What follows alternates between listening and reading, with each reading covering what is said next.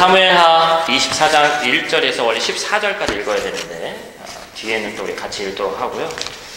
여러분들이 어려운 시기이기 때문에 지금 현재는 우리가 어디에 있든지 하나님의 말씀에 붙들린 바 되어서 꼭 교회만을 고집하는 것이 아니라, 더군다나 뭐 이런 시기에 모두 다 모입시다 하기 쉽지는 않지만, 한국도 마찬가지고 지금 여기도 마찬가지고, 그럼에도 불구하고 어디에 있든지 하나님의 말씀으로 바로 서는 여러분들 되시기를 바랍니다.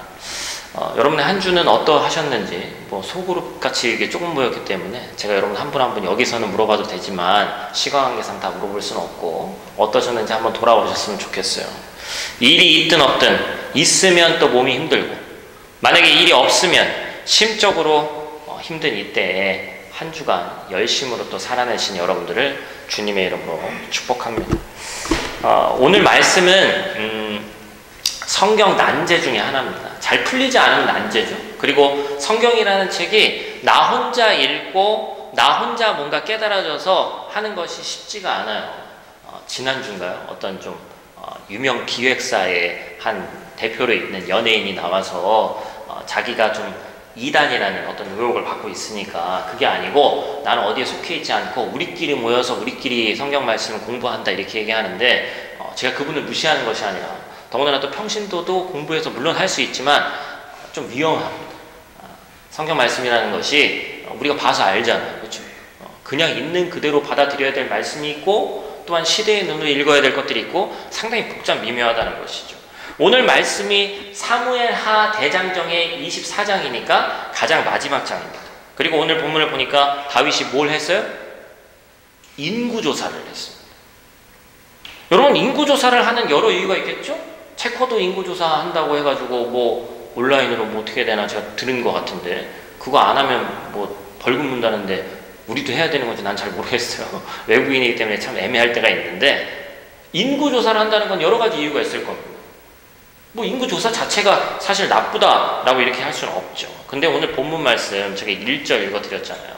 1절 읽어보니까 뭐라고 얘기하고 있습니까? 다시 한번 제가 읽어드릴게요. 1절 말씀입니다. 여호와께서 다시 이스라엘을 향하여 진노하사 그들을 치시려고 다윗을 격동시키사 가서 이스라엘과 유다의 인구를 조사하라 하신지라. 본문에서 우리가 알 수 있는 것은 이유를 잘 모르겠지만 하나님이 뭐 때문인지 모르는데 이스라엘에게 또 진노하셨고, 그러니까 이스라엘 백성들이 잘못한 거예요. 그로 인해서 이스라엘을 치시려고 다윗을 움직이셔서 이스라엘과 유다의 인구조사를 하게 하셨다. 여러분, 성경 읽다 보면 그냥 이스라엘이라고 얘기하면 이스라엘 전체를 얘기하는 걸 수도 있고, 이제 솔로몬 사후에는 이스라엘, 유다 하면 남과 북으로 나눠져 있는 건데, 여기서도 좀 약간 구분해서 얘기를 했습니다. 그런데 이 장면이 여기에만 나와 있는 것이 아니라 역대상 21장 1절에도 나오거든요. 똑같은 상황을 똑같이 기록한 겁니다. 근데 역대상 21장 1절에는 뭐라고 얘기하고 있어요? 사단이 일어나 이스라엘을 대적하고 다윗을 충동하여. 여러분, 이 말씀 되게 잘 이해하셔야 됩니다. 이래서 어렵다고 하는 거예요. 근데 어려운데 쉽게 설명하면 또 쉬운 거예요. 여러분, 세상에서 일어나는 모든 일은 누구의 주권 아래에 있습니까? 하나님의 주권 아래에 있는 거예요. 그래서 심지어 우리가 욥기 같은 데를 봐도 사단도 하나님을 찾아가서 욥을 내가 시험해 보겠다 허락을 받는 장면이 등장을 하죠. 기억나시죠? 그런 범주에서 이 말씀을 보면 하나님께서 때때로 사람에게, 물론 사람에게는 뭐가 있습니까? 가장 큰 선물인 자유의지가 있다고 그랬죠?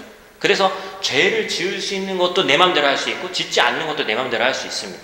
그런데 하나님께서 때때로 죄를 지을 때 여러 가지 수단을 방지해서 죄를 안 짓기 위해서 여러 가지 것들을 보내기도 하시고, 뭐 왕 같은 경우는 선지자도 보내고 여러 상황을 만들어 주시고 그렇게 하죠. 그런데 때때로 하나님이 내리시는 벌이 뭐예요?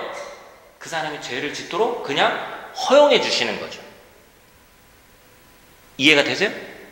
그럼 하나님이 너무 무책임하신 거. 책임은 우리에게 있습니다. 하나님이 무책임한 게 아니고, 주권은 전체적인 세상을 조율하는 주권은 하나님에게 있지만 내 인생에서 선택할 수 있는 권한은 또 나에게 있단 말이에요.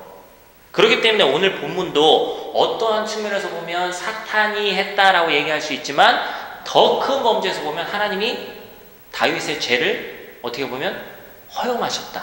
근데 그 허용한 것 자체가 뭐예요? 이 사람의 자유의지 때문에 다윗이 고르기도 했지만 때때로 그게 뭐가 되기도 한다는 거예요. 벌이 되기도 한다는 거예요. 신학적 용어로는 허용적 작정이라고 얘기합니다. 좀 어려운 말이죠. 그래서 사람이 죄의 유혹을 받을 때 하나님께서 그때마다 개입하셔서 이쪽으로 가면 안 돼, 저쪽으로 가면 안 돼. 우리 생각에는 그렇게 하면 좋겠지만 거의 대부분이 우리는 자유의지를 갖고 있으니까 내가 선택하게 되죠. 그때 그 범죄를 선택하는 것조차도 하나님 입장에서 보면 벌인 거예요. 자, 그래서 여러분 그 내용을 좀 이해하시길 바라고요. 그러면 인구조사 자체가 뭐가 잘못이냐? 성경에 보면 인구조사가 여러 번 등장합니다. 여기 계신 분들은 저를 좀 잘 봐주세요. 제가 그래야 힘이 나. 여기에 계신 분들은 날 보는지 누워서 보는지 알 수가 없잖아. 저를 잘 봐주세요. 몇몇 인구조사가 등장을 하는데 다 얘기할 수는 없지만 예를 들면 출애굽해서 엑소더스에서 이집트에서 탈출한 다음에 인구조사를 합니다. 그런데 그때의 인구조사는 예를 들면 세금을 걷기 위한 목적이라든지 여기서 말하는 세금은 하나님께 드려지는 또 헌금을 얘기하는 겁니다. 민수기 1장. 그 다음에 민수기 26장 같은 경우는 모세가 죽기 전에 또 이제 수요를 조사를 합니다. 그 목적이 하나님께서 명령하셨기 때문이라는 분명한 목적이 있어요. 가나안에 정착하는 과정에서 조사해야 될 것들을 자연스럽게 조사한 겁니다. 그런데 오늘 본문의 다윗의 인구조사는 뭐예요? 뭔가가 다른 목적이 있어요. 본문 말씀 보니까 뭐라고 얘기하고 있어요? 이스라엘에 칼을 뺄 만한 자가 몇 명이나 되느냐라는 것을 조사하는 거예요. 여러분 목적이 뭐예요? 군사적 목적입니다. 인구조사의 목적이 다릅니다. 전투할 만한 사람들을 계수하라는 얘기로 뭘 하는 거예요? 오직 국력의 실세를 파악하기 위함이죠. 그래서 제사장 보고 조사라는 게 아니라 누구 보고 조사라고 했어요? 요압 장군 보고 조사라고 한 겁니다. 이 말에 요압이 강력하게 반발하는 게 오늘 본문에 써있죠. 왜냐하면 고대 중동에서 실시되는 인구조사는 과세나 징병을 목적으로 하기 때문에 이스라엘은 다윗이 된 다음에 사울 때도 그렇고 왕정으로 들어간 다음에 한 번도 인구조사를 한 적이 없어요. 왜 인구조사가 잘못인지에 대해서 계속해서 얘기하고 있는 겁니다. 왜냐하면 이런 조사를 하면 인간적인 눈으로 봤을 때 주변에 있는 나라가 저 나라가 군사수사 해가지고 우리 쳐들어올 수도 있겠구나 위협을 가하는 거예요. 그런 측면에서 첫 번째는 안 되는 것이고 두 번째는 뭡니까? 이스라엘은 왕이 있긴 하지만 무슨 국가라고 했어요? 하나님이 왕입니다. 하나님이 왕인 신정국가가 사람 숫자 세서 그것대로 해서 전쟁하겠다라는 것은 잘못된 것을 누가 한 거예요? 다윗이 한 게 아니라 요압이 알았습니다. 여러분 성경 공부 요즘에 우리가 따로 막 모여서 할 시간도 없고 하기 때문에 제가 큐티 말씀에도 나오지만 요즘 이 본문 가지고 사무엘 이 하 말씀 가지고 하니까 스토리를 잘 모르면 따라오기 힘들다라고 얘기하는 청년들이 있어가지고 저한테 뭐 이런 얘기 저런 얘기 했는데 그래서 이게 일종의 주중에 제가 매일같이 매일 묵상 보내는 것도 성경 공부입니다. 여러분들한테 그냥 하나씩 찍어가지고 뭐 보여주려고 하는 게 아니라 그것 자체도 잘 따르면 성경 공부거든요. 이건 역사서이기 때문에. 그런데 사무엘 하에서 산 하에서 그리고 있는 요압이라는 인물, 군대 장관이죠. 근데 요압이라는 인물은 뭐예요? 어떤 목사님이 이렇게 표현했더라고요. 요압이라는 인물을 한 문장으로 정의하면 위험한 해결사. 대표적으로 다윗이 밧세바하고 동침해서 간음을 한 죄를 저질렀을 때 우리아를 죽인 것도 그 남편 우리아를 죽인 것도 요압입니다. 그러니까 다윗 손에 피를 묻히기 싫은 그 모든 일들을 다 처리한 위험한 해결사가 요압이에요. 그러면서 또 성경에선 다윗이 요압과 그 가족에 대해서 뭐라고 얘기하고 있어요? 친척이거든요. 사돈 맺고 그런 거기 때문에 뭐라고 얘기하고 있습니까? 내 범주 안에서 어떻게 할 수 있는 인물이 아니다. 경고망동하는 인물이고 굳이 삼국지 같은 데로 비유하자면 장비같이 톡톡 튀는 인물이에요. 그런데 그런 사람이 평상시에 신앙도 좋고 나보다 좀 이렇게 위에 있는 사람이 조언을 하면 제가 여러분들한테 찾아가가지고 목사로서 여러분들한테 조언을 하면 여러분들이 그렇게 기분 나빠까지는 안 하실 것 같아요. 아니? 기분이 안 좋으실까? 남한테 뭐 그런 얘기 듣는 게 다 기분 좋을 수는 없겠죠. 쓴소리 하거나 하면 기분이 그렇게 막 좋진 않아도 그래도 목사님 정도면 할 수 있겠죠. 근데 내 주변에 있는 예를 들면 남편이나 아내가 평상시에 나한테 뭔가 조언할 때 듣기 싫은 이유가 뭐예요? 맨날 같이 살다 보니까 허물이 보이지. 그러면서 똑바로 못하면서 나한테 이런 얘기가 내 마음 가운데 있는 거죠. 오늘 요압도 마찬가지죠. 그런데 여러분, 하나님은요, 희한하게 별 사람을 다 사용하셔서 메시지를 줍니다. 여러분, 때때로는 아이들의 입을 통해서도 우리에게 메시지가 전해질 때가 있어요, 없어요? 있죠. 야, 나는 그런 생각 안 했는데 애가 이런 생각을 하는 거야. 반대로 또 얘기하면 다윗의 어떤 상태를 나타내는 겁니까? 영적인 상태가 요압보다도 못할 정도로 지금 바닥을 또 치고 있는 거예요. 아이러니하게도 다윗은 사무엘서에서 가장 세속적인 인물로 그런 대명사로 등장하는 요압보다 더욱 영적으로 영성이 떨어지는 사람처럼 묘사하게 됩니다. 그러나 요압은 왕이 명령했기 때문에 어쩔 수 없이 끝까지 반항하지 못하고 명령을 따랐고, 약 성경에 보니까 몇 달 동안 9달 동안 인구조사를 하게 되는 거죠. 그러면서 10절 말씀에 또 이런 말씀이 이제 그 다음 말씀에 등장합니다. 읽어드릴게요. 다윗이 백성을 조사한 후에 그의 마음에 자책하고 다윗이 여호와께 아뢰되 내가 이 일을 행함으로 큰 죄를 범하였나이다. 여호와여, 이제 간구하옵나니 종의 죄를 사하여 주옵소서. 내가 심히 미련하게 행하였나이다. 여러분, 참 성경에 특별히 또 다윗의 인생을 보면서 죄송해요, 뭐 하는 인간인가 이런 생각 들 때가 있어요. 죄 지었다가 또 아니라고 했다가 아니라. 근데 여러분, 우리 인생도 누군가가 만약에 우리 인생을 기록했다고 하면 다윗보다 더하면 더했지 덜하지 않을 겁니다. 어떤 계기가 있었는지 본문에 나와 있지는 않지만 또 심적인 변화를 겪습니다. 10절 이하에 보니까 다윗은 인구조사를 마친 그 즉시 마음에 큰 자책감이 들었어요. 아우, 진작 좀 정신 차려서 아예 인구조사 자체를 하지 말지. 그게 아니에요. 죄를 지을 수밖에 없어, 사람. 그런데 중요한 건 뭐예요? 돌아섰다는 게 중요한 겁니다. 그게 죄인지 알고 그걸 깨달았다는 게 중요한 거죠. 그래서 하나님께 큰 죄를 범했다면서 정직하게 용서를 구합니다. 그는 전임 왕 사울처럼 스스로 교만해져서 자신을 하나님과 동등하게 여기는 죄에 빠진 겁니다. 그러나 다윗이 하나님의 마음에 합한 자라는 평가를 받은 이유는 뭡니까? 그가 완벽해서 받은 게 아닙니다. 그도 역시 너무나 흠이 많고 불완전하고 유혹에 넘어지는 연약한 사람이었지만 다윗은 하나님 앞에 회개함으로 나아가는 법을 알았어요. 그는 자신의 잘못을 깨닫는 즉시 언제나 하나님 앞에 무릎을 꿇었습니다. 일전에 나단 선지자가 와서 부자와 가난한 사람의 비유를 들어서 그 사람이 바로 당신이다 했을 때도 그 자리에서 바로 납작 엎드렸죠. 피하지 않았습니다. 회개는 그 즉시 할 줄 아는 사람이었어요. 그는 즉시 하나님께 회개했고 하나님의 용서를 다시 한번 얻게 됐습니다. 그런데 여러분, 성경에 나오는 죄라는 것이 죄를 짓게 되는데 거기에 대해서 하나님의 용서를 받기는 하지만 그 죄에 대한 대가가 항상 있었던 것을 우리는 보게 되죠. 바세바와의 잘못 인해서 아이가 죽는 거라든지 그런 대가를 우리가 보게 됩니다. 오늘 본문 말씀 보니까 하나님은 선견자 갓이라는 사람을 보내요. 여기서 말한 갓은 하나님이 아니라 사람 이름이 갓이에요. 가드라고도 하고, 이 갓이 하나님이 말씀하신 3가지 재앙을 들고 다윗 앞에 나타났습니다.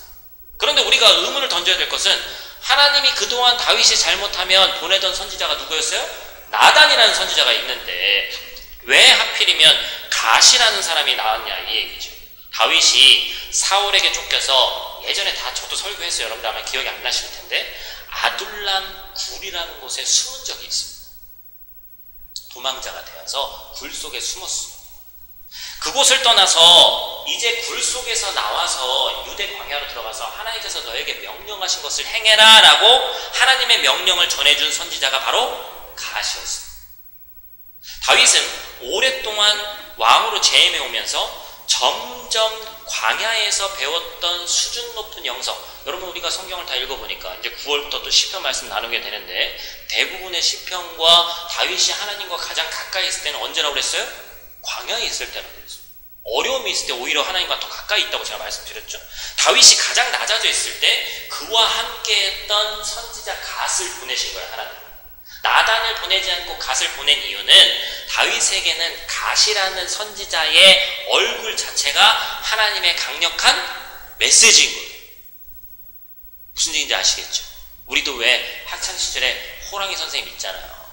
뭔가 하고 있으면 그 선생님 얼굴 딱 나오면 내가 뭔가 잘못한 일 있으면 딱 그 선생님 얼굴 보는 순간 어떻게 되는 거예요? 이게 되잖아요. 똑같은 거예요.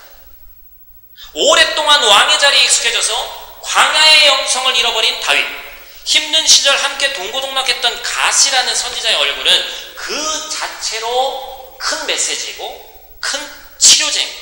하나님은 갓의 얼굴을 통해서 오직 하나님만 구하고 바라던 시절의 영성을 회복하게 하신 겁니다. 여러분, 요압을 통해서 먼저 얘기하셨고, 그렇죠? 그 다음에 갓이라는 선지자를 통해서 얘기하셨습니다. 여러분, 요즘 시대에 특히나 우리로 비유하자면 무엇을 보고 무엇을 듣는지가 상당히 중요해요.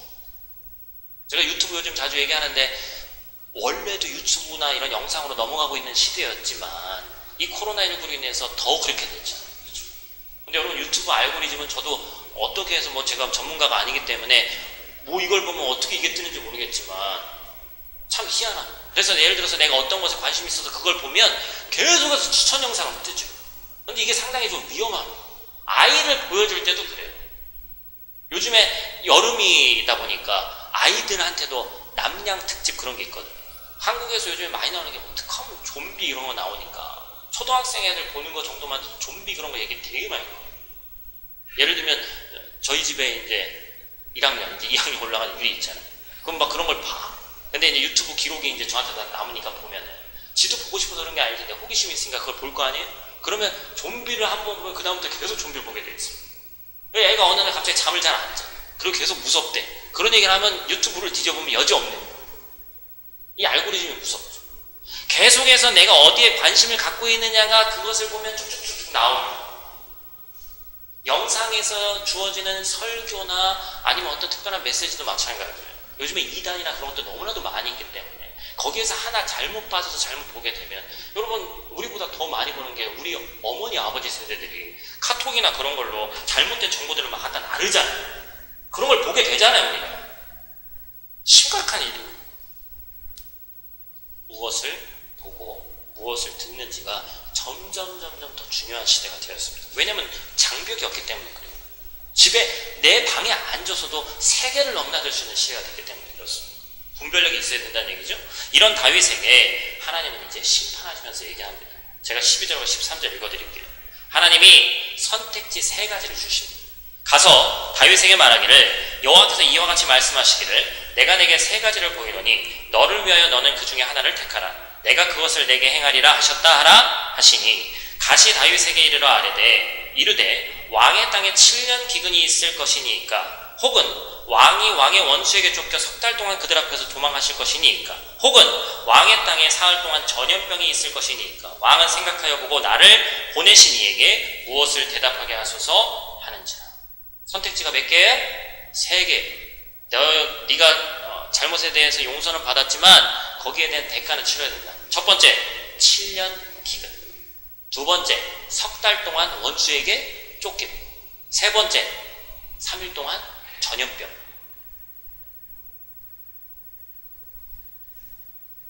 성경 내용을 아니까 좀 그렇긴 하죠. 김지영 집사님, 대표로 한 번만. 뭐가 가장 베스트일까? 베스트란 표현이 참 그렇습니다. 뭘 것 같아요? 정답은 없어요. 3번. 성경에 그래도 좀 내용을 알아서. 다윗이 뭐라고 하죠? 1번과 2번은 사람에게 심판받는 겁니까? 그건 전염병은 하나님의 주권 아래 있는 겁니까? 3번을 선택하고. 거기에 대한 결과 15절 말씀 제가 읽어드릴게요. 이에 여호와께서 그 아침부터 정하실 때까지 전염병을 이스라엘에게 내리시니 단에서부터 부엘세바까지 백성이 죽은 자가 7만 명. 지도자 한 명이 그릇된 길로 가서 죽은 자가 7만 명. 단에서부터 부엘세바라는 말은 이스라엘 전체를 얘기해요. 무슨 프라 한 지역이 아니고 얘를 체코를 비유로 들면 체코 전체. 대한민국으로 따지면 북한까지 해서 신의주부터 제주도까지 전체 다 해서 죽은 인원이 7만 명이랍니다. 한 나라에서 3일 만에. 여러분 코로나19로 인해서 체코도 한 400명 정도 넘은 걸로 알고 있고, 물론 다른 나라 뭐 몇천 명 된 데도 있습니다. 몇만 명 된 데도 있고. 우리나라도 한 300, 400명 정도 되나요? 근데 여러분 3일 만에 7만 명이 죽었어요. 상상조차 할 수 없는 일이죠. 끔찍한 일입니다. 사람이 가만히 자신이 살다가 보면 어느 순간에 뒤를 돌아봐야 될 때가 있습니다. 그 경우 성공한 사람은 자신이 심히 대견스럽기도 하죠. 은근히 자신의 능력과 힘이 자랑스럽습니다. 그 생각은 그것을 그치지 않고 기어이 넘지 말아야 될 선을 넘을 때가 있다는 것이죠. 내가 했던 강한 명예욕 그리고 자만에 이르게 되는 것. 여러분 여기서 이 명예와 자만에 들어가는 가장 대표적인 단어가 뭐예요? 자기죠. 자기가 잘나서 자기가 능력이 있어서 자기가 행운을 타고나서 그렇게 됐다는 겁니다. 초심은 잃은 채 어느새 하나님은 빠지고 그 자리에 자기가 떡하니 차지하게 되는 거예요. 성공과 번영이 오직 자기뿐이야. 거기서 빛나는 이름은 오늘 본문으로 따지면 다윗 하나밖에 안 남게 되는 거죠. 하나님이 아니고 오직 자기의 이름만 기록되는 거예요. 여러분 역사에 다윗이 등장했을 때를 기억해 보세요. 사무엘상 16장인데 사무엘이 와서 아버지 이새는 왕감이 아니기 때문에 취급도 안 하던 이 다윗을 찾아와서 하나님께서 택한 자가 너다 해서 기름 부음을 받죠. 그게 사무엘상 16장이거든요. 그런데 우리가 기억하기에는 가장 임팩트 있던 사건은 뭐예요? 다윗 하면 떠오르는 건 다윗과 골리앗이죠.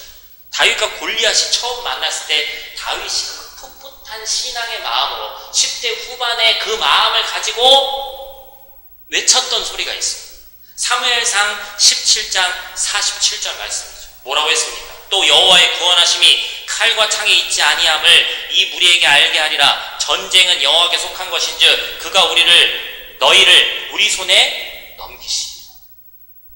10대 후반의 다윗이 인생을 얼마 살지는 않았지만 정확하게 하나님에 대해서 파악하고 있었죠. 전쟁의 이 파워는 사람의 숫자나 무기에서 되는 것이 아니다. 분명한 신앙의 고백을 하고 있습니다. 그런데 자신의 초심은 이미 잃어버린 거죠. 몇십 년이 지났는지 정확히는 알 수 없지만 여러분 이것을 보면서 저도 말씀 묵상하면서 한국 교회의 이 특징과 돌아봐야 될 것들을 보게 됩니다. 저도 한국에서 목회하면서 했지만 뭐 해외에서도 크게 다르지 않아요. 성도들 만나가지고 다른 교회 성도들 처음 만나거나 목사님도 만나면 교회는 어디 있습니까? 교단 이런 것도 물어보고 몇 명이나 1년 예산 어떻게 돼요? 이게 교회를 판단하는 가장 중요한 척도예요. 저도 마찬가지예요. 그게 아니거든요, 사실. 그럼 목사님 뭐로 해야 돼요? 사실 제자 양육 시스템이 뭐 어떻게 돼 있는지 나한테 프레젠테이션을 해서 보여주세요. 객관적으로 알 수 있는 게 사람 숫자와 예산이나 그런 거니까 교단이나 담임 목사님 누군지 이런 거니까 물어볼 수밖에 없는 건 물론 이해합니다. 어느 순간 한국 교회가 한 영혼에 대한 가치를 어떻게 되는 거예요? 잃어버린 거예요. 저도 한국에서 목회하면서 회의 느꼈던 게 그겁니다. 1인당 기억할 수 있는 성도들의 숫자가 정해져 있습니다. 내가 컴퓨터가 아니기 때문에 저도 한 교구 맡을 때 많이 맡으면 한 교구가 200명이 넘습니다. 부목사 할 때도 여러분 200명이 넘는 인원을 제가 다 기억하고 매주마다 뭐 문자하고 교제할 수 있을까요? 현실적으로 불가능하죠. 그건 목자와 양의 관계가 아닙니다. 회사도 회사. 관리죠, 관리. 사랑이 아니라 관리죠. 양육이 아니라 관리입니다. 매니지먼트죠. 말씀 보면서 숫자에 함몰돼버려요. 다윗 80만, 50만, 130만의 군대면 어디든지 쳐들어갈 수 있다. 그 마음이 그 마음 가운데 들지 않았겠습니까? 그런데 여러분 이 모든 것이 무너진 이때에 하나님이 마지막으로 해결책으로 또 주신 것이 있으니 그게 뭐예요? 또 예배입니다. 예배의 회복을 통해서 모든 것을 회복시키기를 원하시는 거예요.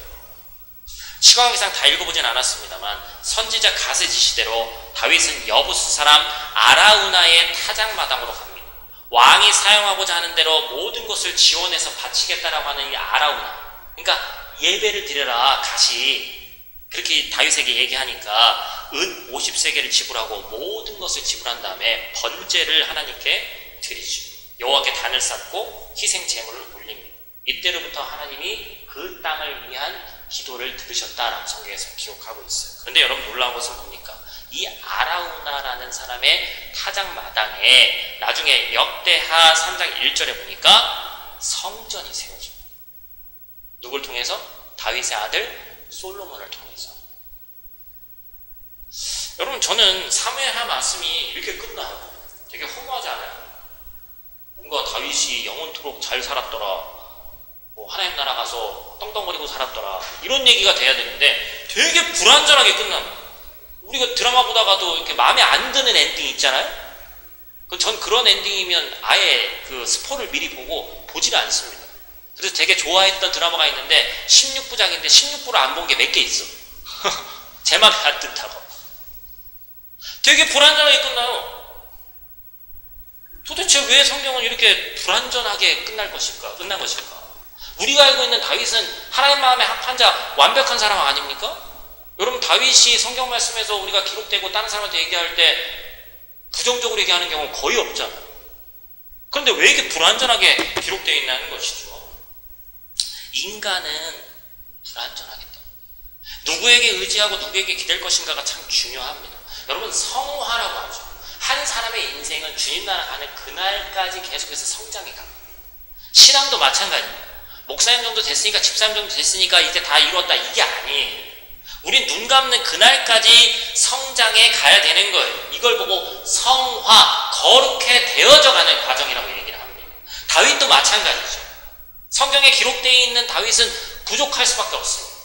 연약한 모습이 너무나도 많이 보이죠. 아마 사무엘하 말씀을 같이 나누지 않았다면 다윗에 대한 기록은 골리앗과 싸워가지고 대단한 믿음 있는 사람 하고 말았을 거예요. 근데 그렇지 않습니다.